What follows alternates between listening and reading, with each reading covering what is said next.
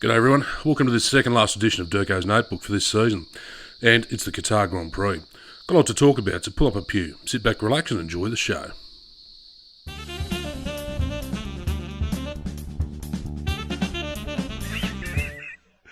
You wouldn't fucking read about it. So the LaSalle circuit outside Doha is originally was planned or designed as a MotoGP circuit. But fortunately, the F1 decided to go and race there a couple of years ago, and it worked well. It's a great circuit. And the thing I like about it is it's fast, but it's also got the small gravel traps, which catch the drivers out and certainly doesn't allow for breaches of the track limits. Now, of course, the race and all the action was at the first corner. For most of just about the whole race, every single lap was all about turn one and drivers trying to outdo each other, getting through turn one.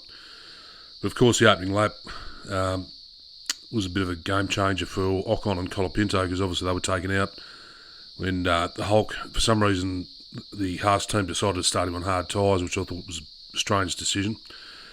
But obviously that was the end of Ocon's time in Alpine, it would seem, because he's announced that he's actually going to quit the team so that he can start the Haas test at Abu Dhabi straight away. So he's completely out of contract by then. So, I mean, Doohan's going to be parachuted into the seat for the next weekend. And it was a decision that was fully backed by Ollie Oates, of course. He just wants the best of the team overall, and Ocon's going, so it's no real great loss to the team, because Gasly's the only one who's really performing in that team at the moment.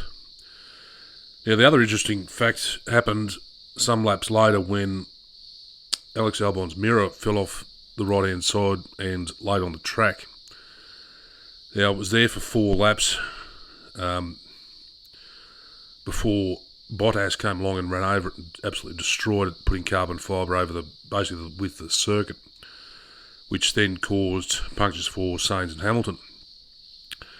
But the interesting fact was it was a breach for Norris, which I agree with, because he all of a sudden was a double yellow. But if you look at this photo, you can see that the double yellow came on just as he got to the light itself, or the marshal's post, which seems strange in himself. He's going to get breached for travelling at 250, 300 k's an hour, and all of a sudden, bang, a light goes on.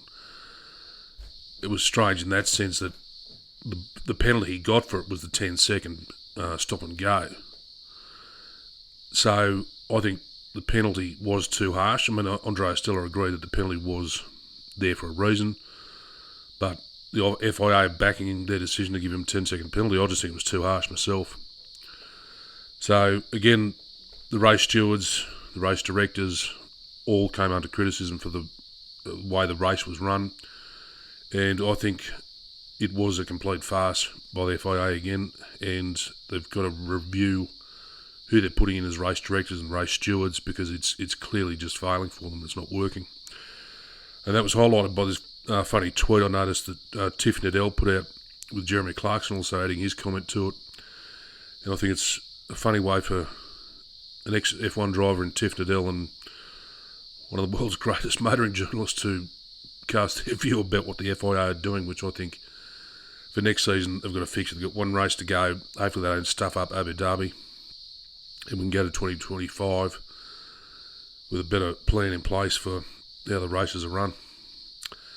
Yeah, so that's it for this edition of DURKO's Notebook for the Qatar GP for 2024.